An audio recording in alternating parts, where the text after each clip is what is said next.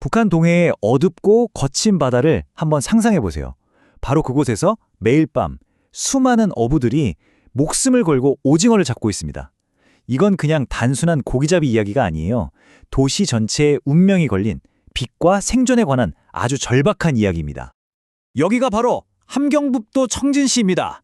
이 도시에서만 약 5만 5천 명, 이 많은 사람들의 삶이 오직 오징어잡이 하나에 달려 있어요. 그날그날 던지는 그물에 가족의 밥줄, 아니 미래 전체가 걸려 있는 거죠. 하지만 이 바다는 결코 만만치 않습니다. 매년 거의 100명에 가까운 어부들이 그냥 바다로 사라집니다. 다시는 돌아오지 못하는 거죠. 이 숫자 하나만 봐도 이들이 처한 현실이 얼마나 혹독한지 바로 알 수 있습니다. 자, 그럼 먼저 북한 동해 어업의 심장이라고 할 수 있는 곳이죠. 청진의 오징어 어부들 이야기부터 자세히 들여다보겠습니다. 이곳 산업 규모는 정말 상상을 초월하는데요. 그에 비해 조업 환경은 글쎄요, 우리가 생각하는 것보다 훨씬 더 열악합니다. 이 청진시에서만 배가 무려 1만 척, 선원은 5만 5천 명이나 오징어에 목을 메고 있습니다. 엄청나죠? 그런데 이 거대한 산업의 속을 들여다보면 대부분이 낡고 위험한 목선에 의지하고 있다는 거예요. 게다가 1년 내내도 아니고 딱 6월에서 10월 이 몇 달 안에 한 해 농사를 다 지어야 하는 상황입니다.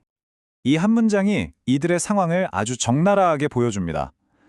낡아 빠진 목선을 타고 자기네 바다에서 최신 장비를 갖춘 외국 어선과 경쟁해야 한다.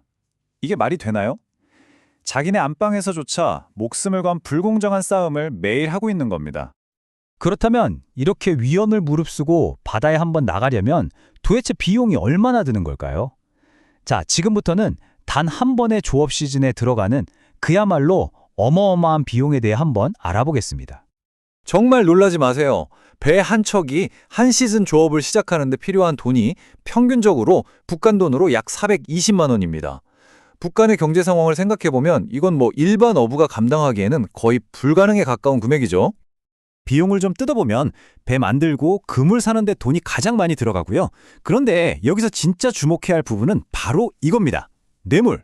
출항 허가를 받기 위한 뇌물까지 필수 경비로 잡혀 있다는 사실이에요. 바로 이 감당할 수 없는 초기 비용, 이게 모든 비극의 시작점입니다. 그럼 당연히 이런 질문이 생기죠. 아니, 이렇게 말도 안 되는 비용 앞에서 도대체 평범한 어부들이 어떻게 조업을 시작이라도 할 수 있을까요? 바로 이 지점에서 아주 위험한 거래가 시작됩니다. 네, 그 해답은 안타깝게도 빚입니다. 지금부터는 중국 자본이 어떻게 북한 어부들을 부채의 덫이라는 벗어날 수 없는 굴레에 가두는지 그 악순환의 구조를 낱낱이 파헤쳐 보겠습니다. 여기서 대방이라는 핵심 인물이 등장합니다. 이 사람들은 중국인 자본가들인데요. 북한 선주들한테 초기 자금을 빌려주는 대신 아주 무서운 조건을 겁니다. 바로 그 배가 잡는 오징어 전부를 자기들한테만 팔아야 한다는 독점권이죠. 시장의 구매자가 딱 한 명뿐인 그런 상황을 만드는 겁니다. 이 빚의 순환은 정말 교묘하게 설계되어 있어요. 한번 보시죠. 먼저 어부가 대방에게 돈을 빌립니다. 그 돈으로 목숨 걸고 바다에 나가서 오징어를 잡죠. 그런데 그렇게 잡은 오징어는 전부 대방이 정해놓은 헐값에 넘겨야만 해요. 결국 그 돈으로는 빌린 돈을 다 갚기엔 턱없이 부족하고, 그럼 어떻게 될까요? 다음 시즌에 또 대방에게 손을 벌릴 수밖에 없는 겁니다. 이게 바로 덫이죠. 이 착취가 얼마나 심각한지는 이 숫자를 보면 바로 와닿습니다. 어부들이 목숨 걸고 잡아온 오징어 1톤의 대가 고작 90만 원입니다. 그런데 이 똑같은 오징어가 시장에서 최종적으로 팔리는 가격은 무려 1,000만 원이에요. 10배가 넘는 이 어마어마한 차익, 전부 다 누구 주머니로 들어갈까요? 바로 대방입니다. 결국 그 결과는 경제적 노예화라고 불리는 상태에 이르게 됩니다. 더 이상 자신과 가족을 위해 일하는 게 아니에요. 오직 갚아도 줄지 않는 빚을 갚기 위해 일하는 신세가 되어버리는 거죠.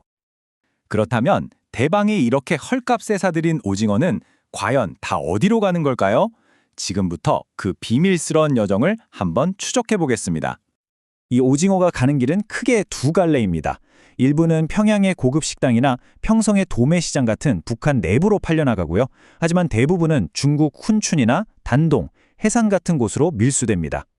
보시는 것처럼 아주 조직적인 밀수 네트워크가 있어요.